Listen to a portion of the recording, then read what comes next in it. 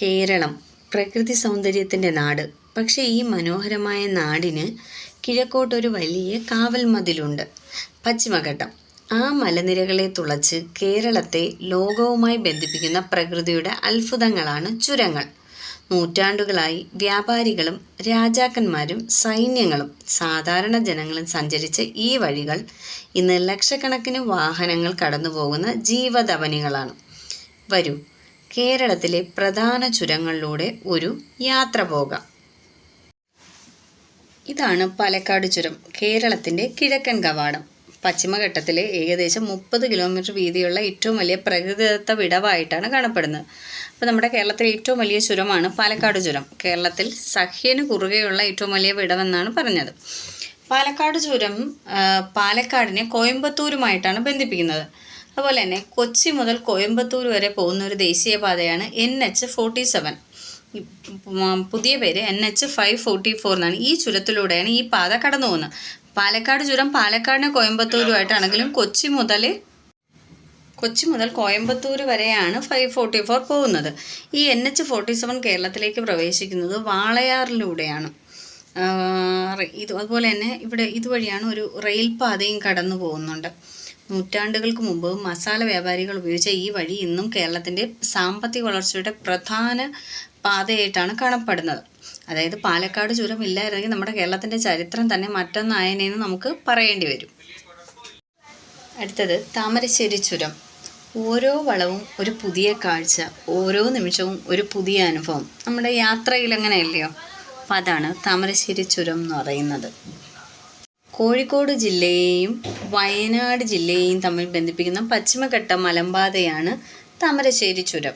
ദേശീയപാത 776-ൻ്റെ പഴയ പേര് NH212 എന്നാണ്. ഭാഗമായ ഈ ചുരം കോഴിക്കോട് ജില്ലയിലെ അടിവാരത്ത് നിന്ന് തുടങ്ങി വയനാട് ജില്ലയിലെ ലക്കിടിയിൽ അവസാനിക്കുന്നു. ഇതുമായി ബന്ധപ്പെട്ട് നമുക്ക് കുറച്ച് വിവരങ്ങൾ നോക്കാം. ഏകദേശം 12 കിലോമീറ്റർ മുതൽ 14 കിലോമീറ്റർ വരെയാണ് താമരശ്ശേരി ചുരം ത്തിൻ്റെ ദൂരം വരുന്നത്. പ്രധാന സ്ഥലങ്ങൾ അടിവാരം, ലക്കിടിയാണ്. ലക്കിടി ഈ താമരശ്ശേരി ചുരം അവസാനിക്കുന്ന സ്ഥലമാണ് വയനാട്ടിലുള്ളത്. തുടങ്ങുന്നത് അടിവാരത്തിലാണ്, കോഴിക്കോടുള്ള.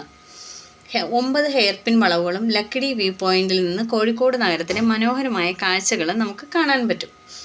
കോഴിക്കോട് നിന്ന് തുടങ്ങി മൈസൂർ, ബാംഗ്ലൂർ എന്നിവിടങ്ങളിലേക്ക് പോകുന്ന അന്തർ സംസ്ഥാന പാത കൂടിയാണ് ഈ താമരശ്ശേരി ചുരം എന്ന് പറയുന്നത്.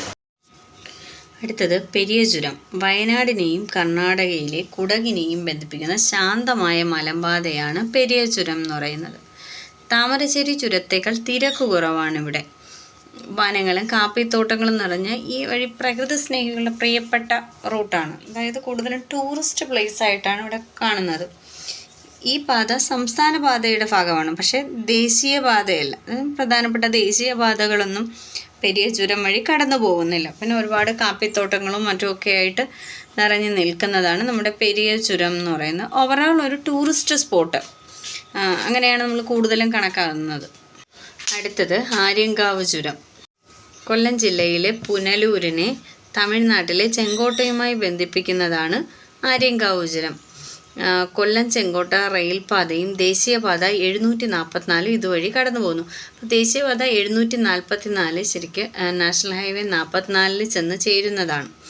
അമ്പനാട് കുന്നുകളുടെ താഴ്വരയിൽ സ്ഥിതി ചെയ്യുന്ന മുളങ്കാടുകൾ നിറഞ്ഞ ആര്യങ്കാവ് ചുരം വഴി തമിഴ്നാട് ഡെക്കാൻ പീഠഭൂമി ഭാഗത്തു നിന്നും വീശുന്ന ചൂടുകാറ്റാണ് പുനലൂരിനെ കേരളത്തിലെ ഏറ്റവും കൂടുതൽ താപനിലയുള്ള പ്രദേശങ്ങളിലൊന്നാക്കി മാറ്റിയത്. പാലക്കാട് കഴിഞ്ഞ സംസ്ഥാനത്ത് ഏറ്റവും കൂടുതൽ ചൂട് അനുഭവപ്പെടുന്ന പട്ടണം പുനലൂരാണ് കേട്ടോ. തീവണ്ടിപ്പാതയുടെ ഭാഗമായി നിർമ്മിച്ച 1/2 കിലോമീറ്ററിലധികം വരുന്ന തുരങ്കവും ആര്യങ്കാവ് ചുരത്തിൻ്റെ പ്രത്യേകതയാണ്.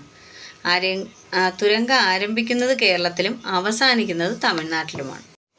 ബോഡിനായ്ക്കന്നൂർ ചുരം. ഇടുക്കിയിൽ നിന്ന് തമിഴ്നാട്ടിലെ തേനിയിലേക്കുള്ള അതിമനോഹരമായ മലമ്പാതയാണ് ബോഡിനായ്ക്കന്നൂർ ചുരം അഥവാ ബോഡി ചുരം. ഇതിലൂടെ ദേശീയപാത 85 കടന്നു പോകുന്നുണ്ട്. പശ്ചിമഘട്ട മലനിരകളുടെ ഭാഗമായിട്ടുള്ളൊരു ചുരമാണിത്. ഇത് പറഞ്ഞല്ലോ, ഇടുക്കി ജില്ലയും തമിഴ്നാടിനെയാണ് ബന്ധിപ്പിക്കുന്നത്. ഏലത്തോട്ടങ്ങൾക്ക്, ഹെയർപിൻ വളവുകൾക്കും പേര് കേട്ടൊരു പാതയാണ്. കൂടുതലും ടൂറിസമാണ് ഇവിടെ നടക്കുന്നത്. പിന്നെ കൂടുതലും തേയിലത്തോട്ടങ്ങളും ഏലത്തോട്ടങ്ങളും ഒക്കെയാണ് കൂടുതലായിട്ടും വരുന്നത്. ഈ ചുരത്തിൽ ഒരുപാട് വ്യൂ പോയിന്റുകൾ കാണപ്പെടുന്നുണ്ട്. മൂന്നാറിലേക്കുള്ള യാത്രകളിലെ ഏറ്റവും മനോഹരമായൊരു പോയിന്റ് കൂടിയാണിത്.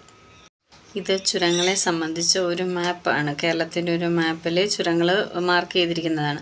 ഇതിൽ ഏറ്റവും താഴെയായിട്ട് അച്ചൻ കോവിൽ അല്ലെങ്കിൽ ആര്യങ്കാവ് ചുരത്തിനെയാണ് അച്ചൻ കോവിൽ ചുരം എന്ന് പറയുന്നത്, അത് കൊടുത്തിട്ടുണ്ട്. അതിന് മുകളിലായിട്ട് ബോഡിനായ്ക്കന്നൂർ ചുരം NH 85 എന്ന് കൊടുത്തിട്ടുണ്ട്. പാലക്കാട് ചുരം NH 544 എന്ന് കൊടുത്തിട്ടുണ്ട്. താമരശ്ശേരി ചുരം NH 756 എന്ന് കൊടുത്തിട്ടുണ്ട്. പിന്നെ അതിലൊരു നാടുകാണി ചുരം, പെരിയ ചുരം നമ്മൾ പറഞ്ഞു. പിന്നെ പേരമ്പാടി ചുരം, അലട്ടി ചുരം കൂടി പറഞ്ഞിട്ടുണ്ട്. അപ്പോൾ അതും കൂടി നമുക്കൊന്ന് നോക്കാം. പേരമ്പാടി ചുരം എന്ന് പറയുന്നത് കണ്ണൂരിനെയും കൂർഗിനെയും തമ്മിൽ ബന്ധിപ്പിക്കുന്നതാണ്. പെരിയ ചുരം എന്ന് പറയുന്നത് മാനന്തവാടിയെയും മൈസൂരിനെയും ബന്ധിപ്പിക്കുന്നത്. ഇനി അതിൽ പേരമ്പാടി റോഡ് ഒരു പാൽച്ചുരം കൊടുത്തിട്ടുണ്ട്, അത് വയനാടിനെ കണ്ണൂരുമായിട്ട് ബന്ധിപ്പിക്കുന്നതാണ് പാൽച്ചുരം. പിന്നെ നമ്മൾ പറഞ്ഞ താമരശ്ശേരി ചുരം കോഴിക്കോടും മൈസൂരുമാണ്. നാടുകാണി ചുരം നിലമ്പൂർ ഗൂഡല്ലൂരാണ്. പാലക്കാട് ചുരം പാലക്കാടിനെയും കോയമ്പത്തൂരിനെയാണ്. പിന്നെ കമ്പം ചുരമുണ്ട്, അത് തൊടുപുഴ തേനി ബന്ധിപ്പിക്കുന്നതാണ് കേട്ടോ. പിന്നെ ആര്യങ്കാവ്, പുനലൂർ, ചെങ്കോട്ട, ബോഡിനായ്ക്കന്നൂർ, ഇടുക്കി, മധുര. ഇത്രയാണ് നമ്മുടെ കേരളത്തിലെ പ്രധാന ചുരങ്ങളും അവ ബന്ധിപ്പിക്കുന്ന സ്ഥലങ്ങൾ. ഇത് കൂടുതലും പഠിക്കേണ്ടത് ഈ ചുരങ്ങൾ ഏത് സ്ഥലങ്ങളെ തമ്മിൽ ബന്ധിപ്പിക്കുന്നു, നാഷണൽ ഹൈവേ ഏതൊക്കെ കടന്നു പോകുന്നു എന്നുള്ളതൊക്കെയാണ് ഏറ്റവും കൂടുതൽ ചോദിച്ചു കണ്ടിട്ടുള്ളത്. അപ്പോൾ അത് വൃത്തിയായി പഠിക്കുക. വീണ്ടും നമ്മുടെ ചാനൽ ഫോളോ ചെയ്ത് കൂടെ കൂടുക. Thank you for watching.